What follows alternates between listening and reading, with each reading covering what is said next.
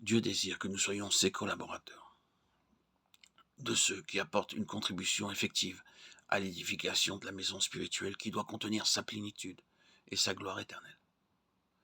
Notre croissance en Christ se réalise quand nous nous livrons entièrement à lui, en nous abandonnant entre ses mains, afin qu'il se meuve librement en nous, quelles que puissent être les voies qu'il a choisies pour nous, afin de nous introduire dans son grand dessein.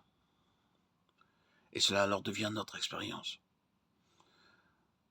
celle qui nous assure de sa part les plus grandes et les plus précieuses promesses, afin que par elles vous deveniez participants de la nature divine, en fuyant la corruption qui existe dans le monde par la convoitise. 2 Pierre 1,4.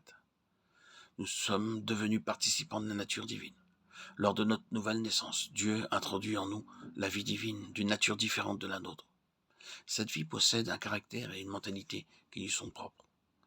Son caractère est en relation avec sa façon d'agir et sa mentalité en relation avec sa façon de penser. C'est ce qu'il exprime dans Ésaïe 55,8. Car mes pensées ne sont pas vos pensées et vos voix ne sont pas mes voix.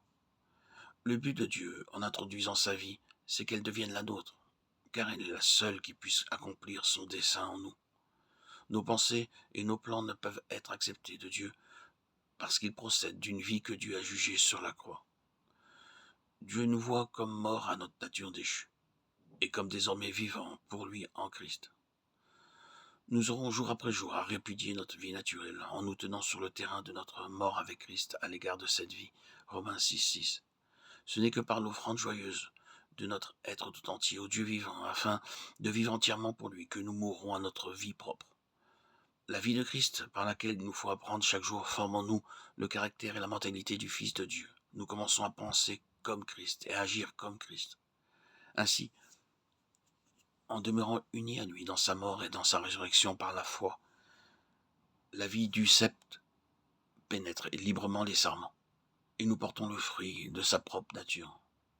Le fruit de l'esprit, c'est l'amour, la joie, la paix, la patience, la bonté, la bienveillance, la foi, la douceur, la maîtrise de soi. Galates 5, 21. Car nous sommes participants de Christ. Hébreux 3, 14. Être participant de Christ, c'est donc avoir part à tout ce qu'il est et tout ce qu'il possède. Dieu a rassemblé en Christ son Fils tout ce qui est nécessaire à l'homme. Nous trouvons en lui la réponse à tous nos besoins. Rencontrer Christ, c'est rencontrer celui qui a la vie et qui est la vie. Dans l'évangile de Jean, le Seigneur fait 8 déclarations, chacune d'elles étant un aspect de ce qu'il est pour nous. La première est « Je suis le pain de vie », Jean 6, 35. Christ est notre nourriture. Le bon berger, Jean 10, 11. Il prend soin de son troupeau. Je suis la résurrection et la vie, Jean 11, 25. C'est une autre déclaration. La résurrection est la méthode de Dieu, ce qui veut dire que Dieu accomplit son œuvre, travaille et agit lorsque l'homme ne peut plus rien. C'est né qu'en nous livrant à lui, en permettant à l'esprit de maintenir l'homme naturel crucifié, que sa vie de résurrection réalise le plan de Dieu. Je suis le chemin, Jean 14, 6. Qu'est-ce qu'un chemin? C'est une voie qui mène à une destination.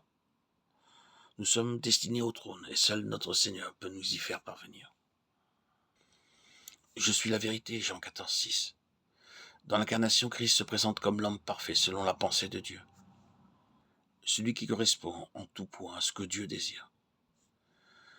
Le travail de l'esprit consiste à nous conformer au modèle et alors que la vie de l'esprit accomplit cette œuvre de conformité, Christ, la vérité de Dieu, est reproduit en nous.